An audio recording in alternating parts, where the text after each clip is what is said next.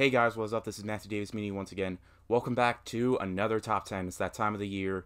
I'm not going to do my best movies of the year list until I see 1917, which won't be for another week. But for now, it's finally time for me to make my picks for the top 10 best games of 2019. It hasn't been the most perfect year for gaming, but that doesn't mean there are a lot of bad games. No, there were a lot of really good games. And unfortunately, I didn't give a perfect score to any one of them. That doesn't mean that they're bad, okay? In fact, some of these games just get better the more I think about them or the more that I play them. So without further ado, let's get started. And keep in mind, of course, this is the most important part. These aren't technically the top 10 most perfect games of the year. This is just my own personal list. You're not going to agree with everything that's on this list. There are going to be some games that you hated and some games that you thought deserved to be on here, but damn, this is just my own personal list, not the entire world's, but you already know that. And if you're confused on what games are on what, this is higher, this is lower, but hey, you know, I do more movie reviews than game reviews, so you're probably not going to care.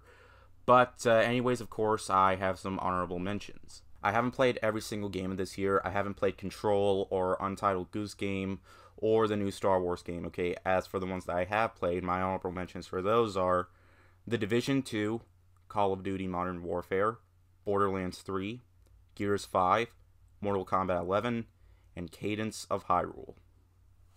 Now let's get to the ones that made the cut. We had to wait over a decade to get a third installment in the Kingdom Hearts series. We've had a bunch of spin-offs, handheld spin-offs, but we finally got a true new installment in the Kingdom Hearts series, and I thought it was totally worth the wait, okay? You get to explore tons of new Disney worlds, from Arendelle to Tangled to frickin' the Pixar worlds, Monsters Inc., Toy Story. It's just like playing a Disney theme park, except, you know, with a bunch of characters, Final Fantasy characters. I just thought it was totally worth the wait. We're gonna get DLC in the future where I think you can play as Kyrie. That'll be a lot of fun. Well, I don't think it's the best game in the series. I think the first two games are better. I still think this was a satisfying payoff. Platinum Games has released Astral Chain for the Nintendo Switch, and this game is a hell of a lot of fun. It has good characters. Story is on the minimum side, but it has really fun gameplay, just like any other game from Platinum Games, from Nier Automata to Bayonetta to Metal Gear Rising. They just know how to make some of the best hack and slash games, and this is definitely one of them. Astral Chain is a really fun game, and with some, unfortunately, not that great lip syncing, but all in all, I've been having a lot of fun with this game. Honestly, with that game, I thought I was going to put this higher than Luigis Mansion 3. I mean, I did not expect this game to be this good. I expected it to be good, but I did not expect it to be better than Dark Moon, okay? It has tons of new mechanics, including Gooigi, who is a companion with you that can help you with certain puzzles. And the title's kind of misleading because, you know, you explore a hotel and not a mansion, but nevertheless, you got tons of buttons to collect so you can go to certain floors. It is just a lot of fun. It is easily the best in the series, and I hope we do get more games, Luigi's Mansion games, in the future. It just shows Luigi truly is cool enough to have his own great spin-off game, and it's one of the best Mario spin-offs of all time. It has still been a really good year for Switch games, and Mario Maker 2 is no exception, okay? This, I thought, was slightly better than the first game, and the first game was already incredible, okay? There's a single-player campaign, which is pretty short, okay? That's what I was about to say. Not that it was bad, because it was actually a lot of fun, but of course, that's not the main gimmick here. The main gimmick is all the levels that so many people have created. I'm usually terrible at making them. I made like at least one level that I'm pretty proud with, but no. The more people play this, the more levels we're going to get, and, you know, there's so many different modes.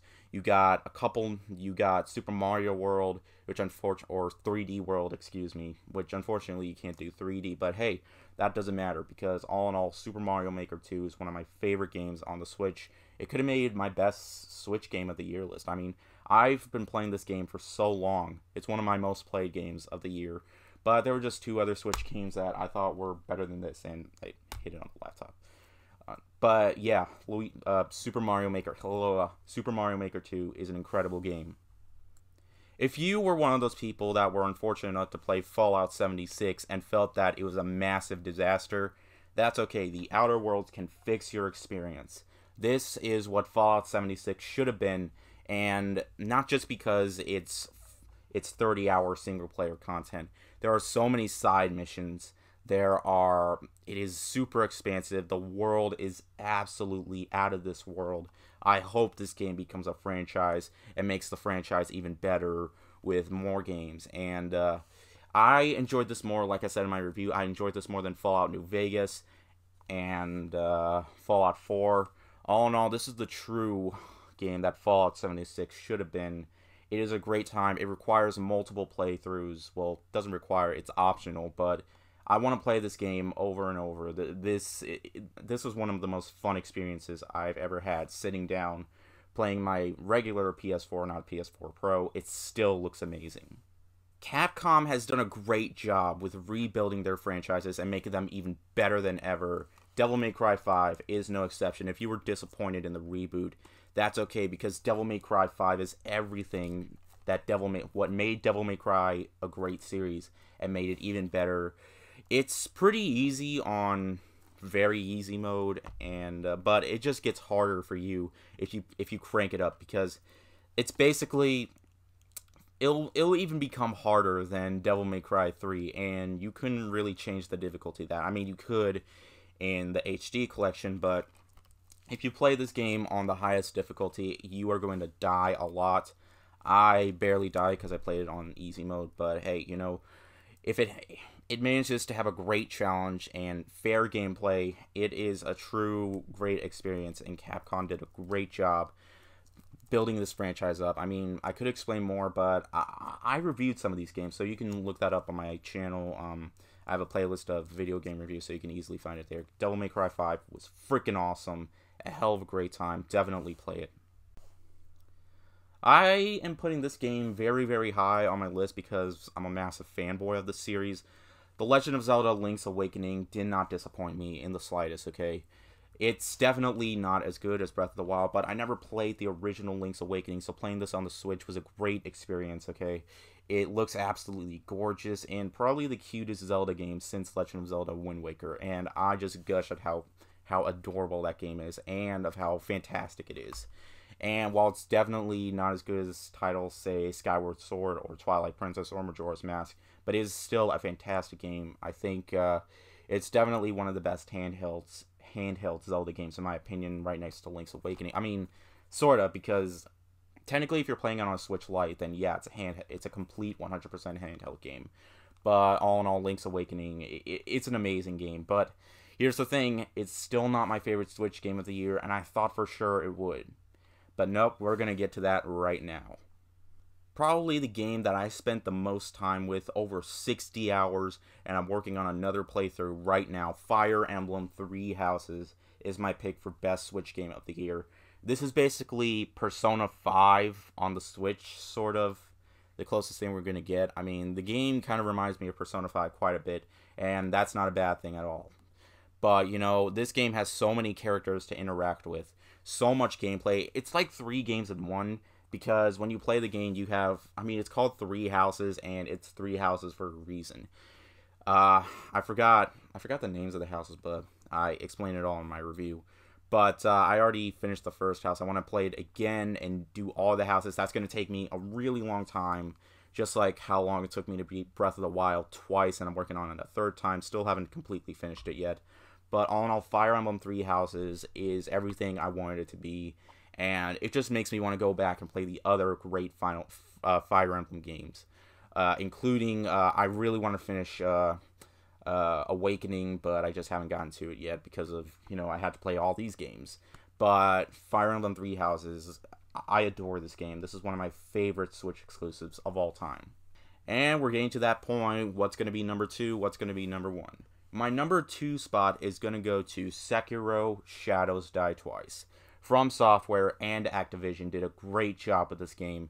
It's immersive, like all the Soulsborne games, and it's probably even harder than any of the Soulsborne games. I mean, don't get me wrong, those games are hard as balls, But this game, oh my god, it is so different. I like how it doesn't feel like a complete 100% like recreation of that. Its gameplay is slightly different. You have to parry a lot if you want to even stand a chance about these bosses. I haven't gotten that far. I've beaten like the very first boss, but it's just going to get tougher the further I get into the game. And you have to get your health back, and the way you get your health is by getting these pieces you get from bosses. So yeah, it is hard, and there's not going to be an easy mode at all, unfortunately. In fact, the game will just get harder if you ring this bell near the beginning of the game, but I'm not going to do that because it's hard enough. But Sekiro Shadows Die Twice is probably the hardest game like ever, but that doesn't mean that it's not a fantastic game. It's immersive, it's gorgeous, it's fun, and it's certainly one of From Software's best games ever. Now, a lot of people have put that as their picks for best game of the year. That game won best game of the year at the Game of the Year awards. However, there was just one game that just, ever since I played it, it's going to be really hard for anything to top it. And nothing did for me. Just nothing did. And of course, that is none other than Resident Evil 2. The remake, of course. Oh my god, guys. If Resident Evil 7 didn't prove to you that Capcom has managed to bring this series back from the dead and bring it back to its horror roots, then this will. This game right here is an absolute work of art. It's one of the best looking horror games. It has some of the most disturbing imagery I've ever seen in a horror game. Mr. X is one of the scariest things I've ever seen in a game. This game just, it's everything a remake should be and everything I wanted to see in Resident Evil 2, okay? It has the third-person perspective of Resident Evil 4. It's less action, more horror, lots of gore, and it just brings everything that I love about the Resident Evil games and cranks it up to 11. We're getting Resident Evil 3 in a few months, and I don't think that game's going to disappoint in the slightest, and I don't think I'm going to jinx that at all, because if this game doesn't prove that Resident Evil is truly back, then nothing will. Thank you, Capcom. Thank you for not beating this franchise down to the grave. This gives me so much hope for the Resident Evil series, okay? And if they do remake those awful movies, then, hey, maybe... Let me just say, Resident Evil is here to stay, and with this game, it's easily my pick for best game of 2019, and probably my pick for best video game remake of all time. As much as I loved Link's Awakening, this game, Resident Evil 2, is even better than the first remake, but I'm gushing about this game too much. I gotta end the video here. So yeah, Resident Evil 2 is my pick for Game of the Year. Well, guys, that is it. Those are my picks for best games of 2019. Thank you guys so much for watching. Oh yeah, and one more thing. Happy New Year, everybody.